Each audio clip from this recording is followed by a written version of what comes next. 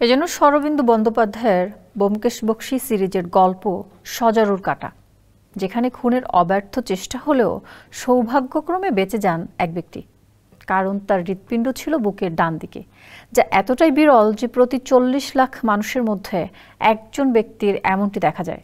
সম্প্রতি কলকাতার একটি হাসপাতালে এমনই বিরল ঘটনার সাক্ষী হন চিকিৎসকরা। জানিয়ে তোলপাড় মিডিয়া জগৎ। আরও জানাচ্ছেন রুষা সুর।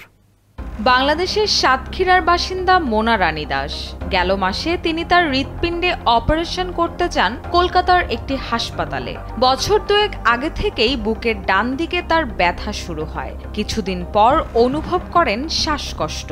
এসবের মধ্যেই হার্ট অ্যাটাক করে বসেন মোনা রানী। যমুনা রেফ্রিজারেটর, খাবার ফ্রেশ তো লাইফ জম্পেশ। ভারতীয় গণমাধ্যমকে দেওয়া সাক্ষাৎকারে মোনা রানী দাস বলেন, পরীক্ষা নিরীক্ষার পর বাংলাদেশি চিকিৎসকরা তাকে জানিয়েছিলেন তার হার্ট বুকের ডান দিকে।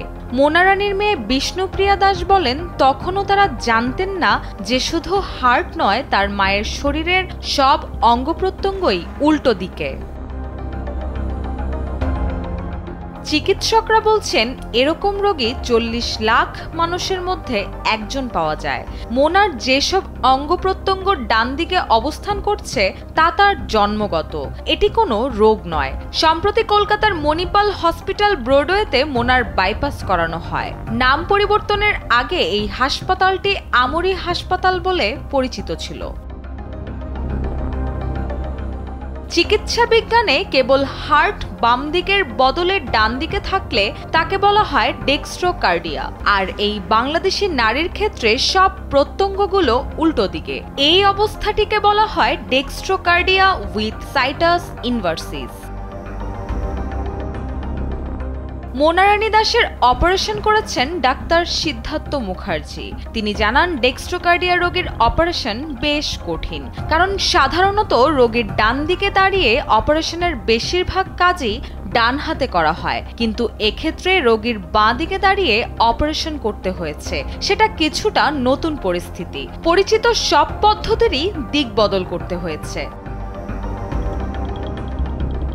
মোনা রানী দাসের মেয়ে বিষ্ণুপ্রিয়া দাস জানান, অন্যান্য অঙ্গ প্রত্যঙ্গ ডান দিকে না বাম দিকে সেটা নিয়ে তাদের কোনো মাথা ব্যথাই ছিল না, কিন্তু হার্ট ডান দিকে শুনে কিছুটা অবাক হন তারা। তবে চিকিৎসকরা আশ্বাস দিয়ে বলেছিলেন, চিন্তার কিছু নেই, বাইপাস অপারেশন করলে তার মা সুস্থ স্বাভাবিক হয়ে উঠবেন।